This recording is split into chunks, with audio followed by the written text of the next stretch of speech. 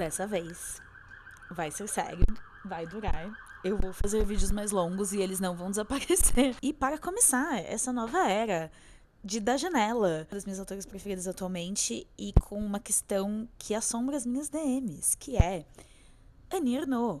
Por onde começar? A Ernaux tem muitos livros, quase todos eles muito curtos. Pessoas que não pegaram o bonde quando eles começaram a sair ficam um pouco perdidas de, bom, por onde eu começo? Eu preciso ter lido um, eu preciso ler outro. Tem coisas que eu preciso saber pra poder entender o que acontece na vida dela depois. Tem alguma informação que ela dá em algum momento que vai voltar. A gente brinca que é esquema de pirâmide, mas é por onde começa esse esquema de pirâmide? É tipo o filme da Marvel, que eu preciso ter pegado o anterior pra começar. Tem uma ordem, ela tá escrevendo cronologicamente. Em algum momento, cada livro se encerra nele mesmo, ela dá todas as informações que eu preciso, ou não.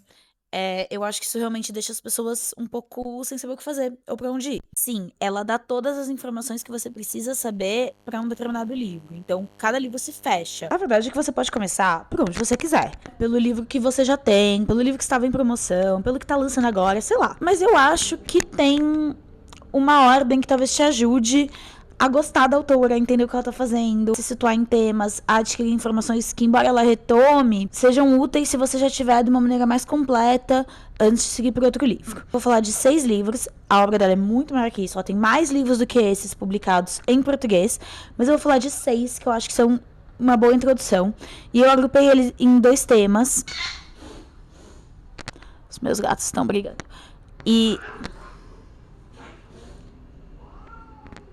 a questão social, a relação com classe social e com o processo de ascensão de classe que ela passa, e a relação com o sexo e com o corpo feminino e as políticas do corpo feminino. Eu começaria justamente pelos livros em que ela estabelece o que ela pensa e a experiência dela com a questão de classe e com a ascensão de classe dentro da França entre os anos 50 e 80, que é o período que ela vai fazer esse percurso. A questão da classe é muito central na Ernaux, tanto que ela chama o que ela faz de uma autossociobiografia. O projeto dela é se situar dentro da história social, é pensar ela, indivíduo, enquanto sujeito histórico. Então, ela enquanto mulher, ela enquanto proveniente de uma classe baixa camponesa do interior, de uma camada católica da sociedade francesa, e aí ela como pessoa que vai sair dessa camada, se formar professora, casar com alguém mais acima, e o que isso significa. Então, tá contando a história da vida dela para pensar movimentos culturais e históricos maiores. Essa passagem dela de classe é muito central para isso.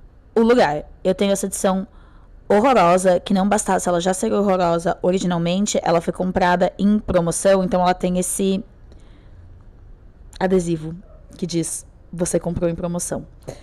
Custou 4 euros. É o livro em que ela vai falar sobre ter saído de Vetou, a cidade onde ela nasceu e cresceu, e então voltado.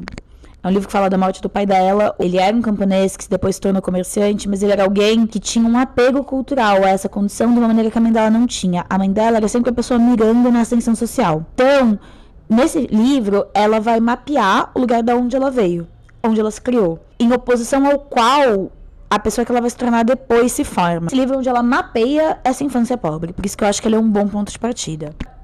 A Vergonha. Um livro centrado em um episódio, um dia em que o pai dela bate na mãe. E como esse episódio de violência doméstica está ligado a condições de classe e a questões morais, e como na França, também aqui, mas ela vai mapear a França mais especificamente, a moralidade e o consumo vão se entremeando a partir dos anos 60. Uma noção da privacidade dos corpos e da ascensão de classe se constroem. Com esses 2 livros eu acho que a gente entende muito bem de onde ela veio, de onde ela partiu, para depois ler outras coisas. Os Anos é o único que não é tão curtinho, ele é maior, bem maior em relação aos outros, enquanto quase todos os outros falam de uma ocasião específica, quando peguei um novinho, quando fiz um aborto, quando tive um caso com um homem casado. Esse vai cumprir um período mais longo, mas justamente esse período mais longo fala dessa transição de classe, da formação intelectual, da França dos anos 60, de maio de 68, que ela estabelece com mais clareza esse projeto de entremear o individual e o coletivo. Aí a gente pode passar para esses livros que falam de ocasiões mais específicas na vida dela, quase todas relacionadas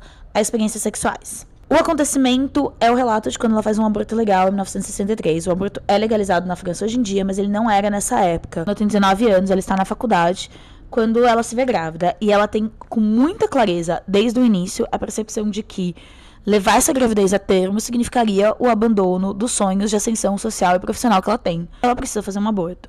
Mas abortos são ilegais. E como que ela vai fazer isso? Um soco no estômago. Eu acho que pra gente, como brasileira, ele é muitíssimo relevante. Sensação da ilegalidade, do crime, do que você tá fazendo ser conversado aos murmúrios. Uma mulher conhece uma mulher, conhece uma mulher, conhece uma mulher. O segredo, tudo isso pra gente é muito relevante. O desespero dela. Quando eu vi na Flip de 2022, ela falou muito desse livro, muito da questão do aborto. A proibição do aborto é como se fosse a punição final das mulheres pelo desejo sexual. Não legalizar o aborto é dizer que as mulheres vão ser sempre reféns do próprio corpo. Elas vão ser sempre reféns do fato de que em algum momento elas tiverem um desejo. E elas nunca vão ter o controle pleno da vida delas enquanto o controle reprodutivo não estiver na nossa mão. Ela falou isso com muita clareza na Flip. Foi muito tocante, eu achei. Desenha essa condição de mulher e artista. Mulher e escritora, mulher e ambiciosa. E quais são as armadilhas de tudo isso? Memória de Menina, que é o mais recente que saiu aqui no Brasil. Nesse livro ela vai contar das primeiras experiências sexuais dela, em 1958, de um período de transtorno alimentar que ela teve, tornar-se mulher, o papel do desejo do olhar masculino na nossa formação de identidade. Pois talvez os mais pesados dela foram os que mais mexeram comigo nesse sentido, que são muito violentos, mas não de uma violência gráfica, justamente a violência de ser mulher no mundo, de ser uma jovem mulher no mundo. É meu preferido, pessoal da Arnaud, que é o Paixão Simples. Nesse aqui, ela ainda tá pensando nessa questão de ser mulher e autora, mulher e escritora, e a questão do corpo da mulher. Esse é um relato de um caso que ela teve com um homem casado, que ela fica totalmente louca, transtornada de paixão. Oi, Cats, você quer dar uma opinião sobre ele, não? Ele não tem nada a declarar. Você não consegue comer, você não consegue respirar, você não pensa em mais nada, você só pensa naquilo. Me comoveu muito nesse livro, o motivo pelo qual é o meu livro preferido da Arnaud é porque ela recusa esse lugar como um lugar de humilhação. História literária, as nossas conversas, o discurso popular, tudo isso tende a dizer que uma mulher apaixonada, uma mulher que está assim, eu não consigo pensar em nada exceto um homem, é uma burra, é uma menor, é uma humilhada, que esse lugar é um lugar que de alguma maneira responde ao homem. Então, ele tem que merecer esse tipo de afeto, ele tem que merecer esse tipo de enlouquecimento. E ela não recusa esse lugar, ela recusa essa diminuição. Ela vai dizer, não, estar apaixonada dessa maneira não me diminui, é uma experiência que eu tive. Eu agora conheço esse sentimento, eu conheço essa paixão, eu experimentei. Eu tive prazer nessa relação. Isso é meu, isso não é dele, essa história é só minha. Não importa se foi ele que despertou essa paixão, a paixão é minha, o sentimento é meu. Vai desconstruindo no relato da paixão dela todos os estereótipos e a simbologia de como a gente fala da paixão feminina. Novo, muito revolucionário, muito subversivo. É o livro preferido dela. E acho que a maneira como ela não fala da sexualidade, sem vergonha, sem mentira, sem achar que isso diminui ela enquanto intelectual, sem achar que se ela vai ser uma escritora séria, ela não pode falar de ter tido um caso com homem casado. Ela ganhou um Nobel. E eu acho tão incrível e importante que uma mulher que fala de experiências sexuais, que fala que gosta de sexo e gosta de ter homem, vai ganhar um prêmio tão alto. Eu acho que, claro, você pode começar de onde você quiser, mas esse me parece um mapa interessante pra começar. E é isso. Se vocês lerem em outra ordem, se vocês têm outra ideia, outra sugestão, outro mapa, se vocês acham que tem algum que eu deveria ter colocado aqui e não coloquei, deixem nos comentários. E eu prometo de verdade que semana que vem tem outro vídeo.